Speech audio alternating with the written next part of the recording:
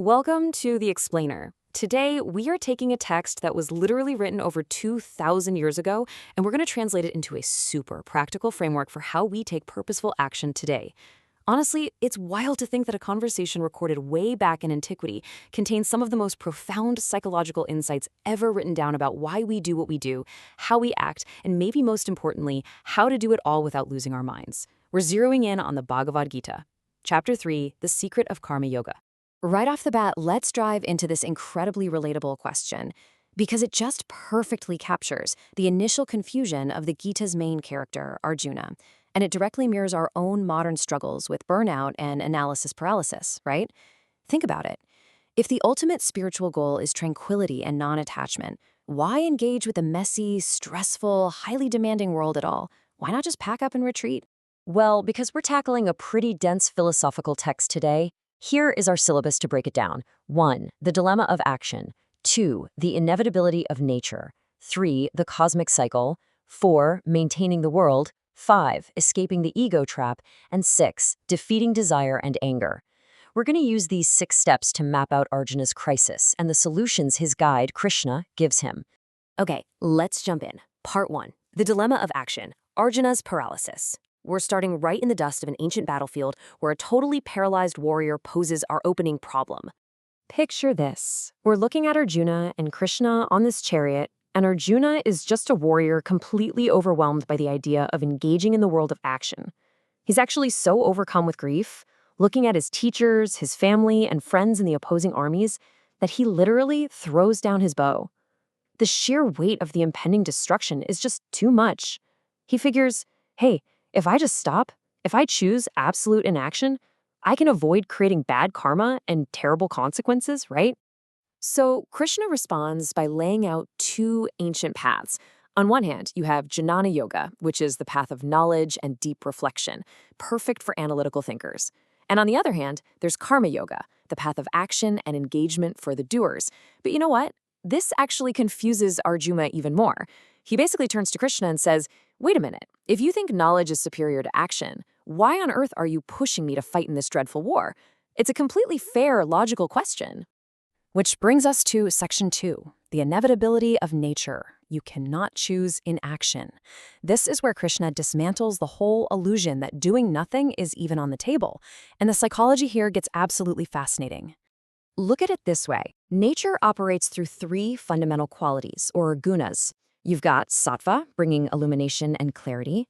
You've got rajas, firing up passion and movement. And tamas, which drags us into sloth and dullness. Krishna explains that literally no one, not even for a split second, can exist without performing some kind of action. Think about it. Even if you sit completely still, refuse to move a muscle, your mind is still racing with thoughts, your lungs are still breathing, you are constantly being propelled by these gunas. So the big secret here? It isn't stopping action, because that's physically impossible. It's changing exactly how we act. And that realization leads us right into part 3, the cosmic cycle, action as sacrifice, or yajna. Because if we literally have to act, we'd better learn how to do it correctly. The text outlines this amazing metaphorical cosmic wheel. Notice the interconnected flow going on here. Action produces sacrifice, from sacrifice comes the rain grows the food, and food sustains all beings. It's like a giant interconnected ecosystem. Krishna teaches that when we step up and perform our duties without constantly clinging to what's in it for me, we are actually participating in this grand sacrifice. We are literally keeping the cosmic wheel turning. And Krishna actually gives a pretty stern warning here. Anyone who ignores the cycle and just acts selfishly for their own sensory pleasure is living in vain. Let's bring this down to earth a bit. Section 4, Maintaining the World, Loka Samgraha. Now we're transitioning from the grand cosmic wheel to how this philosophy practically applies to human society in our daily lives. This quote right here points to one of the most crucial concepts in the entire Gita, Loka Samgraha. Simply put, it translates to the holding together or the maintenance of the world. Krishna is telling Arjuna, hey, wise action is performed purely for the stability of the world around us. You don't act just to get rich or famous, or even to pat yourself on the back. You act because the very fabric of society requires your active participation so it doesn't fall apart. It's the social glue.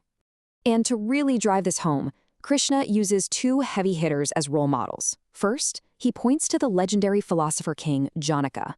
This was a guy who attained perfection not by hiding away in a cave somewhere, but through his very real deeds and actions right in the middle of society. Then, Krishna actually points to himself. He tells Arjuna, look, there is absolutely nothing in the three worlds I need to attain, yet I keep engaging in action. Why? Because if he stopped, the worlds would perish and just fall into total chaos. The truly wise act without attachment simply to set the standard for the rest of humanity. Moving right along to part 5, escaping the ego trap, the internal psychological shift. Now that we know why we must act to maintain the world, we need to look at the internal psychology of how our minds should be processing that action. I absolutely love how this breaks it down.